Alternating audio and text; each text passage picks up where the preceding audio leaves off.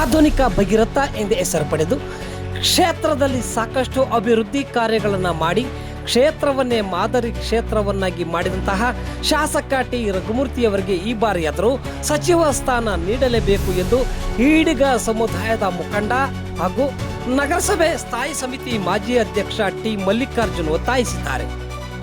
ಮಾಧ್ಯಮದೊಂದಿಗೆ ಮಾತನಾಡಿದವರು, ಕ್ಷೇತ್ರದಲ್ಲಿ 3 ಬಾರಿ ಗೆದ್ದು ಅಭಿವೃದ್ಧಿ ಹರಿಕಾರರಾಗಿರುವ ಶಾಸಕ ರಘುಮೂರ್ತಿಯವರು ಅಭಿವೃದ್ಧಿ ಕಾರ್ಯ ಇಡೀ ರಾಜ್ಯವೇ ನೋಡುತ್ತಿದೆ.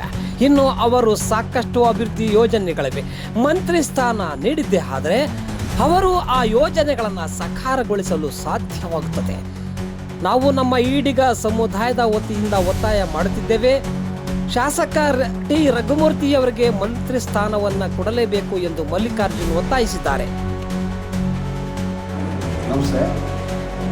ನಾವು ಟಿ ಮಲ್ಲಿಕಾರ್ಜುನ್, ನಗರಸಭೆ ಸ್ಥಾಯಿ ಸಮಿತಿ ಮಾಜಿ ಅಧ್ಯಕ್ಷರು.